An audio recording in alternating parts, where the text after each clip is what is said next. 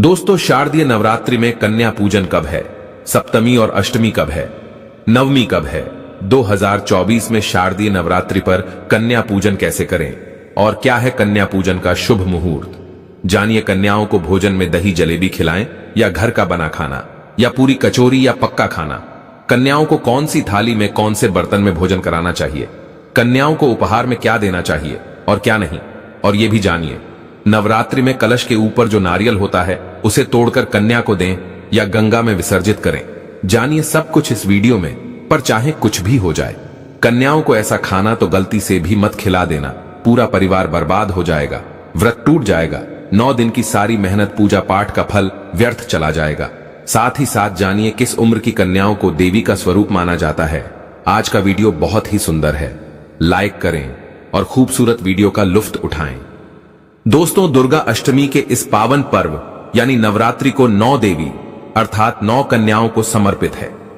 कन्या पूजन करने से हमारे समस्त पाप, कष्ट, पीड़ा, पितृदोष, राहु दोष, मंगल दोष सब दूर होते हैं। आपको बता दें, इस बार माता रानी पालकी की सवारी पर पृथ्वी लोक पर आ चुकी है और हर घर में भ्रमण कर रही है और भक्तों के कष्टों को दूर करेंगी। जब जब माता रानी पालकी पर सवार होकर आती हैं, तब धरती पर फूल खिलते हैं और फसल अच्छी होती है तथा हरियाली की उत्पत्ति होती है और जीवन शुद्ध गंगा जल की तरह पवित्र हो जाता है। इस समय के नवरात्रि बहुत ही खूबसूरत, दुर्लभ और अत्यंत मंगलकारी माने जा रहे हैं। इस बार शारदीय नवरात्रि 3 अक्टूबर दिन गुरुवार को शुरू होकर और इसका समापन 11 अक्टूबर दिन शुक्रवार को होगा। ऐसे में 12 अक्टूबर दिन शनिवार को दुर्गा विसर्जन भी होगा। दोस्तों, नवरात्रि की अष्टमी और नवमी तिथि पर कन्या पूजन का विशेष विधान है। इस बार महाअष्टमी तिथि एक ही दिन पड़ रही है, यानी कि 11 अक्टूबर दिन शुक्रवार को। ऐसे में अष्टमी और नवमी एक ही दिन पड़ने के कारण यानी 11 अक्टूबर दिन शुक्रवार को कन्या पूजन पढ़ने के कारण बहुत ही शुभ और पवित्र दिन हो गया है। इस समय आप कन्या पूजन अवश्य ही करें। अष्टमी और नवमी एक ही दिन पड़ रही है, जो कि विशेष फलकारी होने वाला है। माता वैष्णो रानी की कृपा, मां जगदम्बा की कृपा आपको मिलने वाली है। आइए अब जानते हैं कन्या पूजन का शुभ मुहूर्त। शुभ मुहूर्त में कन्या पूजन करने से अलौकिक धन की प्राप्ति होती है, बल बुद्धि विद्या की प्राप्ति होती है, माता का आशीर्वाद विशेषकर भक्तजनों को प्राप्त होता है। कन्या पूजन का मुहूर्त है 11 अक्टूबर को। कई शुभ मुहूर्त भी कन्या पूजन के लिए बन रहे हैं, जिसमें ब्रह्म मुहूर्त सुबह 4:40 से लेकर 5:29, तो अभिजीत मुहूर्त 11:43 से लेकर 12:30 तक रहेगा। विजय मुहूर्त 2:03 से लेकर 2:49, तो इसके अलावा गोधूली मुहूर्त 5:55 से लेकर 6:19 तक रहेगा। इस मुहूर्त में आप कन्या पूजन कर सकते हैं। 3 अक्टूबर से शारदीय नवरात्र शुरू हुए थे और 11 अक्टूबर को समाप्त होंगे। शास्त्रों में 9 दिनों के नवरात्रि को बहुत ही शुभ और मंगलकारी माना जाता है और वही 8 दिनों की नवरात्रि को अच्छा नहीं माना जाता। ऐसे में 10 दिनों के नवरात्रि बहुत ही शुभ माने गए हैं और 10 दिनों के नवरात्र शारदीय नवरात्रों को ही माना जाता है, क्योंकि इसमें 10वें दिन दुर्गा विसर्जन किया जाता है। जो लोग दुर्गा विसर्जन करते हैं तो उन्हें 10वें दिन भी व्रत का पालन अवश्य करना चाहिए, और जो लोग दुर्गा विसर्जन नहीं करते, माता की स्थापना नहीं करते, तो उन्हें 9वें दिन कन्या पूजन करना चाहिए। 9वें दिन ही व्रत का पारण करना चाहिए और 10वें दिन कन्या पूजन वह लोग करेंगे जिन्होंने विसर्जन के लिए माता की स्थापना की है। शास्त्रों के अनुसार नवरात्रि के दिनों में माता रानी का पूजन करने से, कन्या पूजन करने से तीनों देवी मां, काली मां, सरस्वती माता, लक्ष्मी आपके पूरे परिवार को, व्रतधारी को अभय वरदान प्रदान करती है। श्रीधर की तरह सच्चे हृदय कोमल वाले व्यक्ति के सभी कष्टों का निवारण मां शीघ्र ही करती है। माता शेरावाली की पूजा करने से, उपासना से विनम्रता का विकास होता है। सभी कष्ट, दरिद्रता, दुख, कष्ट नष्ट हो जाते हैं। नवरात्रि में माता रानी का व्रत और पूजन किया जाता है, लेकिन नवरात्रि के दौरान सबसे ज्यादा महत्व होता है कन्या पूजन का, कन्या रानी का। कन्या हर घर में होती है। कन्या देवी है, कन्या मां है। कन्या संसार को चलने वाली प्रकृति की सबसे अनमोल कहे जाने वाली विशेष देवी होती है। 9 देवियों का इनमें वास होता है। खासकर माता काली माता, सरस्वती माता, लक्ष्मी का स्थायी निवास होता है। इन्हें सताना नहीं चाहिए। इनकी सच्चे प्रेम भाव से पूजा, आराधना और इनकी सेवा करनी चाहिए। इनको खुश रखना चाहिए। इसीलिए शास्त्रों में कन्या पूजन का विधान है। दोस्तों, माना जाता है व्रत और उपासना से माता रानी इतना प्रसन्न नहीं होती है जितना कि कन्या पूजन से होती है। नवरात्रि में छोटी छोटी कन्याओं को माता रानी का स्वरूप माना जाता है। कन्याओं को भोग लगाया जाता है, उन्हें प्रसन्न किया जाता है और बदले में आशीर्वाद मांगा जाता है। कन्याओं को प्रसन्न करने के लिए गिफ्ट आदि उपहार वगैरह दिए जाते हैं।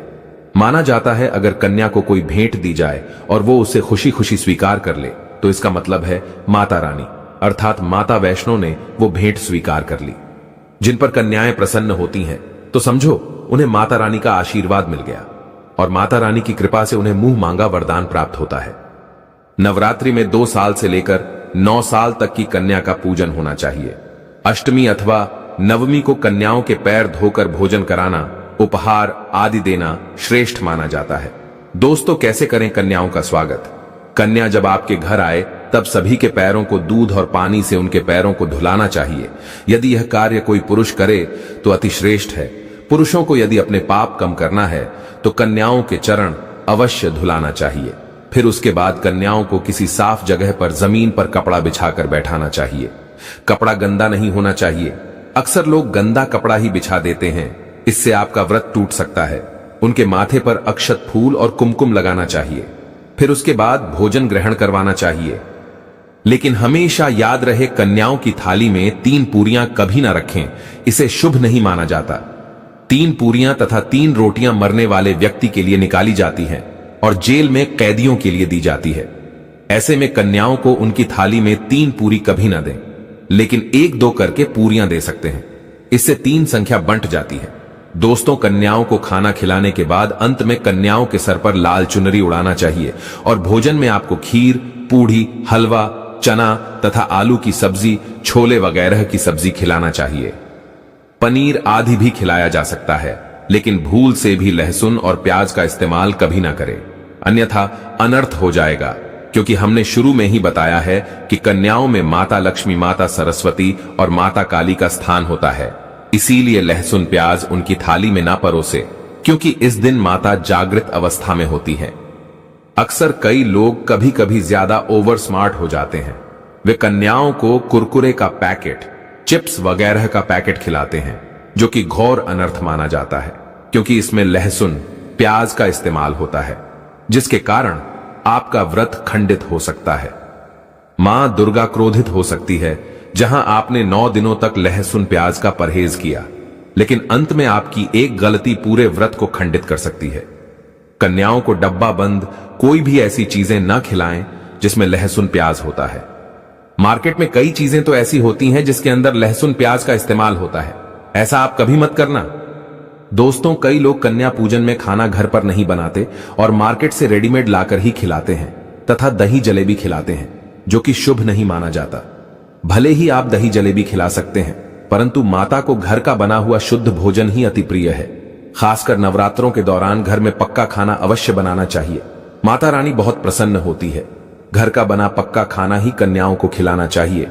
हमेशा याद रखें, कन्याओं को प्लास्टिक के बने दोने में खाना नहीं खिलाना चाहिए। ऐसे बर्तन पूजा पाठ के लिए शुद्ध नहीं अशुभ होते हैं। कन्याओं को हमेशा स्टील के बर्तन या पत्तों से बने बर्तनों में ही भोजन कराना चाहिए। मार्केट में पत्ते भी मिलते हैं। पत्तों की बनी जो थाल होती हैं, थालियां होती हैं, बहुत सस्ती मिलती है। 5 रुपए 10 रुपए में एक पीस बड़ी आसानी से मिलते हैं। बहुत ही शुभ माने जाते हैं पत्तों के बर्तन। जो प्लास्टिक के बर्तन होते हैं उससे तो सस्ते मिलते हैं।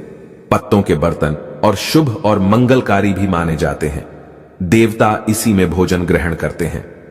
दोस्तों, भोजन कराने के बाद कन्याओं की थाली में एक लौंग जरूर रखना चाहिए, क्योंकि लौंग देवी शक्ति तथा दुर्गा मां को बहुत प्रिय है। लौंग माता शक्ति का प्रतीक होती है। लौंग में नव दुर्गा का वास होता है। इन 9 दिनों में माता रानी को लौंग का भोग ही लगाया जाता है। इसीलिए कन्याओं को थाली में चुपचाप एक लौंग जरूर रख दें। आपका भाग्य चमक जाएगा। माता लक्ष्मी आपके जीवन में धन की कोई भी कमी नहीं होने देगी। आपको बता दें, कन्याओं को उपहार में क्या दें? कन्याओं को खुश करने के लिए उनकी थाली में दक्षिणा डालें, ताकि आपके घर में संपन्नता बनी रहे तथा धन की कोई भी कमी ना हो। कन्याओं को कोई सुंदर गिफ्ट दे सकते हैं। शास्त्रों में बताया जाता है कि कन्या जितना खुश होती है, माता रानी उतना ही जल्द फल की प्राप्ति प्रदान करती है। ऐसे में आप कन्याओं को चॉकलेट बॉक्स दे सकते हैं तथा खूबसूरत कपड़े दे सकते हैं। याद रहे, काले कपड़े ना दें और स्टील के बर्तन भी गिफ्ट के तौर पर दे सकते हैं। याद रहे कि कन्याओं को लोहे का कोई भी सामान नहीं देना चाहिए। दोस्तों, जब कन्या अपने घर के लिए प्रस्थान करें तो उनके चरण जरूर छू लें और अपने मन में अपनी प्रार्थना को पूरा करें। सच्चे दिल से मांगी हुई इच्छा माता रानी अवश्य ही पूरी करती है। लेकिन याद रखना, चाहे कुछ भी हो जाए, कन्याओं को शुक्रवार के दिन उनकी थाली में खट्टी चीज कभी मत परोसना, क्योंकि इस दिन माता संतोषी का वार होता है। शुक्रवार मां संतोषी का वार है। उन 9 कन्याओं के साथ साथ माता संतोषी भी भोजन ग्रहण करने के लिए, अमृत ग्रहण करने के लिए आपके द्वारा आपके घर चली आती है। इसीलिए कन्याओं की थाली में खट्टे में जैसे कि आम, इमली की चटनी, खट्टे पदार्थ, नींबू की चटनी या नींबू की सलाद, पानी पूरी, खट्टे पदार्थ, खट्टे फल आदि शुक्रवार के दिन कभी थाली में अर्पित मत करना। कन्याओं को भोजन ऐसा मत खिलाना, क्योंकि शुक्रवार मां संतोषी का वार होता है। यदि आप व्रत रखते हैं तो आपको पता होगा कि शुक्रवार को खट्टा खिलाना और कन्याओं को खट्टा खिलाना घोर पाप माना जाता है। इससे संतोषी माता क्रोधित हो जाएंगी और आपका व्रत टूट जाएगा। वह आपसे नाराज हो जाएंगी, क्योंकि संतोषी माता खुश होकर आपके द्वार पर भोजन ग्रहण करने आएंगी। शुक्रवार का दिन है तो कन्याओं को खट्टा पदार्थ न खिलाएं, खट्टे भजन उन्हें थाली में न परोसे। साक्षात शुक्रवार को मां संतोषी भी भोजन ग्रहण करने कन्याओं के साथ पधारती हैं, तो उन्हें प्रसन्न रखें। आपका व्रत अवश्य पूर्ण करेंगी। मां संतोषी आपको अभय वरदान प्रदान करेगी। मां संतोषी। दोस्तों, नवरात्रों के दिनों में अगर मिल जाए आपको ये संकेत, तो समझो मां दुर्गा आपके घर में आ चुकी है। ये संकेत बताते हैं मां दुर्गा का आशीर्वाद आपको प्राप्त होने वाला है। तो आइए शुरू करते हैं। दोस्तों, पहला संकेत, जब आप कलश स्थापना करते हैं तो जौ से निकली हरियाली बहुत ही शुभ मानी गई है। कहा जाता है कि जौ से निकली हरियाली हमारे भविष्य में होने वाले अच्छे और बुरे होने का संकेत देती है। ये सभी बातें हमारे आने वाले साल का भविष्य बताती हैं। यदि आपने जौ बोए हैं और वो किसी कारण नहीं हो पाए हैं तो ये संकेत बड़ा ही मनहूस माना गया है। कहा जाता है कि नवरात्रों में जौ अगर सूख जाते हैं या बढ़ते नहीं तो आपको समझ लेना चाहिए कि ये साल आपका खराब होने वाला है तथा घर में कोई बीमारी आने वाली है। यह धन हानि का संकेत माना गया है, क्योंकि आपने कोई ना कोई गलती ऐसी कर दी होगी जिसके कारण माता रानी नाराज हो गई है। इसीलिए माता से आप क्षमा अवश्य मांग लें। मां अपने भक्तों को अवश्य माफ करती है। और दोस्तों, यदि जौ हरे भरे हो जाते हैं तो यह शुभ संकेत होता है। इससे आने वाले समय में आपको बहुत ज्यादा ही धन लाभ होगा। माना जाता है कि 1 रुपए का सिक्का या चांदी का कोई भी सिक्का जौ के बीचों बीच में अगर मिट्टी में दबा दिया जाए तो घर में सुख समृद्धि आती है। माता लक्ष्मी दौड़ी दौड़ी चली आती है। जौ के अंदर हमेशा 1 रुपए का सिक्का अवश्य डालना चाहिए।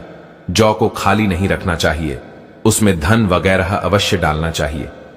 इससे माता का आशीर्वाद सदैव परिवार पर बना रहता है और जीवन में कोई भी संकट नहीं आता। नवरात्रों में पहन लेना अपने गले में इस पेड़ की जड़ को। भाग्य आपका 7वें आसमान पर होगा। जहां भी जाओगे दौलत पीछे पीछे आएगी। दोस्तों, अगर आपने देखा होगा, हम सब पीपल की पूजा क्यों करते हैं? हमें पीपल की पूजा क्यों करनी चाहिए? वट सावित्री जो व्रत रखते हैं, जो माता बहनें, वो पीपल की पूजा क्यों करती हैं? क्योंकि पेड़ पौधों में कुछ ऐसी अलौकिक चमत्कारिक शक्तियां होती हैं जिसके दम पर कुछ समय में, यानी कि कम समय में, आपको अच्छे परिणाम मिलते हैं। तो आज मैं आप लोगों को नवरात्रि के समय में ताबीज में भर करके पहन लेना इस पौधे की जड़, बंद किस्मत के ताले खुल जाएंगे, इस वीडियो में बताऊंगा। देखिए, ये जो नवरात्रि का समय होता है, मां नौ दुर्गा की कृपा प्राप्त करने का, इनसे आशीर्वाद प्राप्त करने का सबसे अच्छा समय माना गया है। जो व्यक्ति रिद्धि प्राप्त करना चाहते हैं, सिद्धि प्राप्त करना चाहते हैं, शुभ एवं लाभ को प्राप्त करना चाहते हैं, धन धान्य की कामना हो, धन धान्य से समृद्ध होना चाहते हैं, आरोग्य की प्राप्ति करना चाहते हैं, अगर आप चाहते हैं आपके जीवन से दुर्भाग्य दूर हो जाए, कीर्ति की प्राप्ति हो, शांति की प्राप्ति हो, आपको मान सम्मान की प्राप्ति हो, तो आप एकदम सही वीडियो में आए हैं। आपको कहीं भी जाने की जरूरत नहीं है। आज मैं आप लोगों को नवरात्रि के समय में धारण की जाने वाली 5 जड़ के बारे में बताऊंगा। 5 जड़ में से कोई भी एक जड़ अवश्य धारण करना, जितने भी मैंने लाभ इस वीडियो में बताए हैं।